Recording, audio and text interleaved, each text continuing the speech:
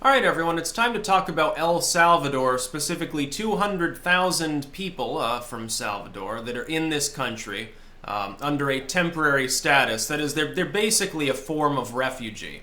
Trump has decided to end that temporary status, making sure that they all have to go back to their home. Now, the Democrats immediately cried foul, oh, bigot, racist. Like, El Salvador is a race and not a nationality. Come on, at some point you've got to get a little bit of intellectual honesty if you want people to take you seriously, assuming that they know fucking anything. Otherwise, the Democratic Party will become the dumb party as well as the evil party. You know, in the past they said the Republicans are dumb and the Democrats are evil. The Democrats are gunning to become both at the same time. You know, the Republicans can be mediocre at best and still look great by comparison. I wonder if these zealots in the DNC understand this fact. But keep in mind, it was meant to be a temporary status to begin with. It was never meant to be permanent. The Democrats' idea seems to be, we're going to bring people here under a temporary status as refugees, as a special status, protected status, or whatever. And then we're just going to wait until we can make the argument that these people have become fully Americanized and then legalize them all. So basically, backdoor amnesty. Now, we know they've set a precedent. In the last 48 hours, we get a memo that was leaked, Center for American Progress, stating quite explicitly that DACA was something the Democrats needed to fight for, because if they lost, if DACA, went bye-bye, the Dreamers were deported, they were losing a voting bloc. Well, in order for the Dreamers to vote, they have to be legalized, they have to be made residents or citizens now, don't they? I wonder what their ultimate goal was with the DREAM Act. See, of course the Democrats want that, because they like to use wedge issues, they like to use people who are hurting, who are struggling or feel they're struggling, or they feel like outside, minority, whatever, maligned. They like to use them as pawns. They love to use them as pawns. They're political leverage for them. They're a corporate party. They want to make more money. They want to be in power so that they can shill people some more. I support this move, though. Some of these people may be able to reapply under normal immigration procedures. Mostly, though, they'll go back to El Salvador. By the way, this is the other component. I was already proven right months ago on the first component of when I spoke with Malnu the second time, not the third time with the Christmas special, but our second political chat. I told him. He said that it looked like Trump was giving up on immigration. We'd never get the wall. We'd never get more deportation. We'd never get immigration reform, blah, blah. I said, no, I think that you're wrong. I had to respectfully disagree, because I like Malnu as a dude, but I didn't think he was right here. I said, I think that you will see the wall. You will see more deportation. You'll also see a crackdown on sanctuary cities. Part of that will be tied to DACA. And indeed, it wasn't even, I think, 72 hours later that Trump tweeted out exactly what I had said he would speak of, which is, hey, folks, yeah, immigration reform, yeah, leniency, yeah, mercy, okay, that's fine. But it has to be tied to, DACA, if you want that back, it has to be tied to the wall and sanctuary cities. Exactly what I proclaimed you would probably do. He wants a 2-for-1. The Democrats get to restore part of DACA, which means they don't even get a full victory on their one main selling point. He gets 2 full victories by getting most of his wall funding for several years, which means it'll be well underway by the time 2020 rolls around. That'll be a good thing, I think. He's already getting deportation. There's nothing they can stop him on that for. And he gets more of that too, because he gets to slap the sanctuary cities in the face and tell them to step into line, because the federal supremacy over immigration will kick in, which is true. The federal government takes a lot of power unto itself that should be left to individuals, localities, and states. Immigration is not one of them. Immigration is clearly within the purview of the federal government. In fact, it's also acceptable for the states to police their own immigration additional to that if the federal government, like it was under Obama for his second term, is unwilling to enforce existing law. When the government has become lawless, the state should pull the extra weight. Yeah, perfectly fine. Or militias, it's private citizens. It's not racist, has nothing to do with race. But the people calling this racist don't know what race is, apparently. It's really rather funny. Oh, he's a bigoted, he hates people from Salvador. Well, supposedly he doesn't know anything about other countries, so how could he make a snap judgment about them? Well, that exactly. It falls through a little bit. So Malnu, respectfully, it looks like I was right. Mass deportation will continue. This is just, it's not really deportation because they've got a protected status. It's just an end of status. Some of these people probably will go off to sanctuary cities and take shelter there. And that's a big problem. That's why I additionally mentioned the big thing Trump needs to do. Everything else ties into sanctuary states and cities. Only by asserting, in the most absolute sense, the federal government's supremacy over immigration can Trump actually go ahead and do anything else. Building the wall means nothing. Some people will still get around it. He has to have the cooperation of all those states along the border in order to make the wall really feasible. They'll stand in his way for years on legal challenges and stop him from building it anyway unless he manages to assert supremacy.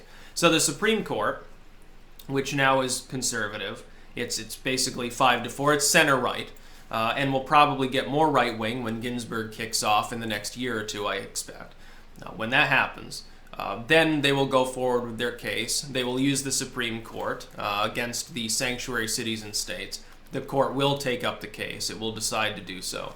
And it'll be a good time for all, because finally we'll have once and for all solved this issue. It'll basically be like Stimson-Mazzoli if it had included a wall and a permanent fix.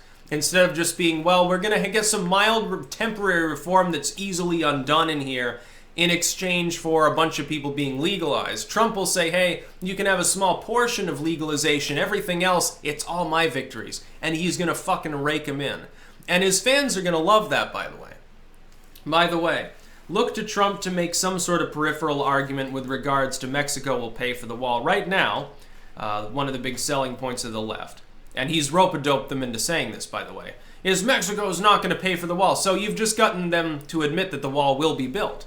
It's just now you're saying the U.S. will have to pay for it. Trust me, Trump's core fans do not give a fuck if they have to pay an extra $2 next year. After the tax break that they just got, they don't fucking care if you charge them $2 as their contribution to the wall.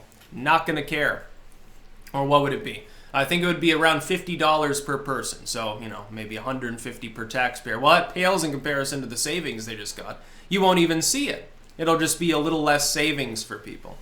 They won't even notice it. Their taxes still go down. Trump's like, hey, I saved you money and I still got the wall built. By the way, Mexico's still going to pay for it because we're going to tax remittances for a couple years. We'll see what happens. You think Mexico can stand up to that? No. And then he'll use probably the following argument, which is what I said earlier. Mexico benefits from a border wall. It benefits because Mexico's been complaining loud and long for years about the fact that Central Americans going through Mexico illegally end up in the U.S.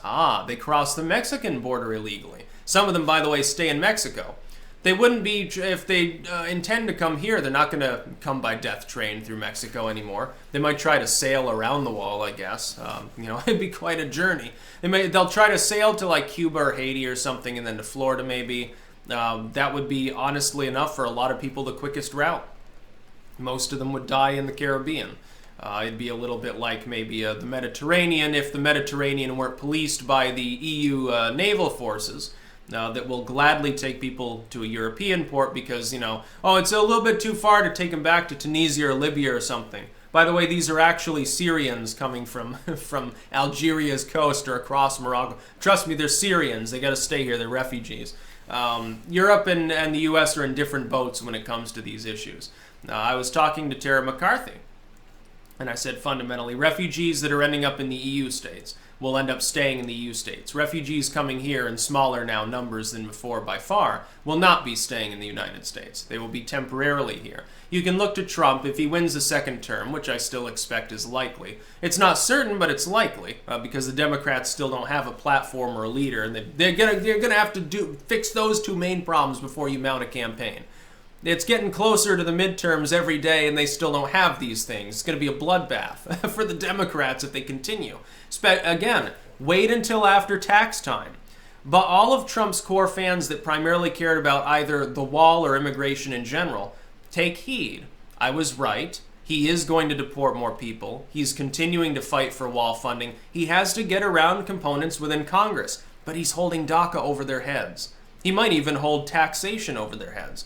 He'll negotiate to get what he wants. He'll use his power to do grand things that his opponents really hate. And then he'll say, okay, I can negotiate on some aspects of this, but I'm going to need a little bit of what I want. It's the big ask, the big sell. Read his book. It's all you need to do to understand his presidency.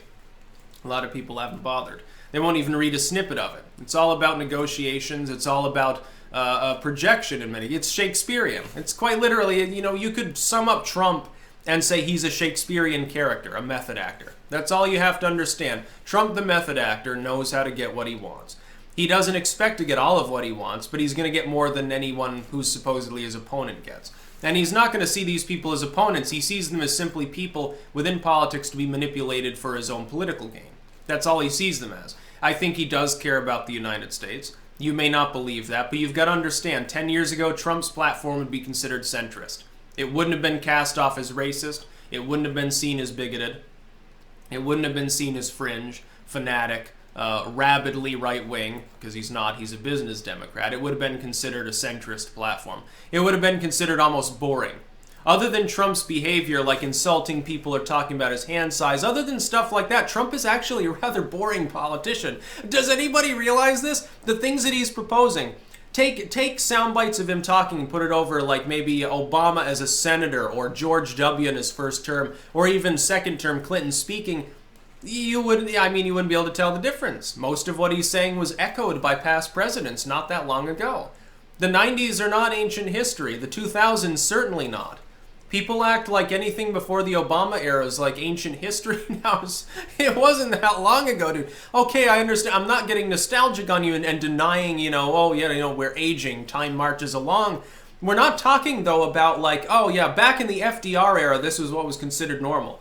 Truman considered that normal, and here's Jimmy Carter's proposal. Now, Trump wouldn't be considered abnormal even in the first term of Obama, oddly enough. Even Obama originally, he disclaimed, no, we're not a socialist movement. Don't call me a liberal, please, anything but the term liberal. Yes, indeed, we need to deport people who are illegally here. We need to show mercy, but we're not going to have blanket amnesty. I'm not arguing for amnesty. Absolutely not. No, I would never say amnesty. And then, of course, he tries to use an executive order to give amnesty to what? 2-3 million people. There was a great lie, basically. People got suckered in to casting aside what was already a good working worldview. It's already had problems, but it's better than what the post-Obama administration has been about. Trump's trying to restore the sanity that we had before. It's still only half sane, but it's a lot better than the total madness that we fell into with the total rhinos getting basically, they got gulled by the Democratic Party, and Obama stepped in and made everything stupid. And really, he was a terrible president. I'm not excusing George W. He was a terrible president too, but Obama, of the two, fundamentally managed to transform society in the negative direction he wanted to more effectively because he was approved of more. He didn't have like Katrina or the Iraq War really looming over him. He was more well-spoken. He was honestly, in a legal sense, more coherent. That's really how he accomplished that. And he did great damage to this country. I totally oppose Obama. I think that he was a terrible president. And I'm not going to hold back in saying that. Some people think that makes you far right. Well, Obama, he was just a neoliberal. So I'm basically opposing a center-left platform on U.S. standards. Just like W basically falls into the U.S. W was center-left too. He wasn't a fiscal conservative. He wanted more spending. He just disagrees with the Obamas on what to spend it on. Instead of giving it to some refugee program, he wanted to make more refugees by using it to buy more bombs, basically. It's almost like a little partnership. Little W bombs everyone, makes all these unhappy refugees. Then happy Obama comes in to cuddle them and give them hugs. But I'm glad that this program's been ended. It's the first of what I imagine will be multiple programs getting axed. Temporary statuses and so forth. You're going to see more deportation, and Trump persists on DACA. Don't lose hope. It's still happening. You will probably get your wall. It's probable that it'll be built. You may not get 100% of it in a short span of time. The rudiments of it will take form over the next few years. But it takes time. Rome wasn't built in a day. When you're talking about a wall that long, it's going to take a little construction effort. It's going to take multiple allocations of money. Trump's smart enough not to want to allocate 100% of the funds at the same time. Because he doesn't want the massive amount that it will be to be used against him as political leverage. Maybe after the 2020 election he wouldn't care as much, but he wouldn't do it all at once. He'll ask for 2 or 3 installments, get most of it built, tout it. He'll complete the wall in 1 or 2 of the border states. Like he'll complete it in Texas, and then he'll say, "Look how beautiful it is. We continue to march along in our quest. We need the final installment to continue the wall." He'll get it. He'll get it, but he's got to negotiate. And he's patient. He's not an impatient person. People think that he blows up at the slightest inconvenience. I think you're totally wrong. I think that's probably bullshit. It's probably oddly enough, being fed to the press by the White House itself. He probably does this just to stay in the news cycle. It doesn't matter whether it's positive or negative. He probably prefers to be seen as a villain by his enemies so that they'll be more disarmed in negotiating. They'll consider him insane, so they won't expect a sane first ask, and then they can talk him down from the ledge, or at least that's what they think that they're doing to him. In reality, he's manipulating them the whole time. I stick to that. I think Trump is a master strategist. That's about all. Peace out.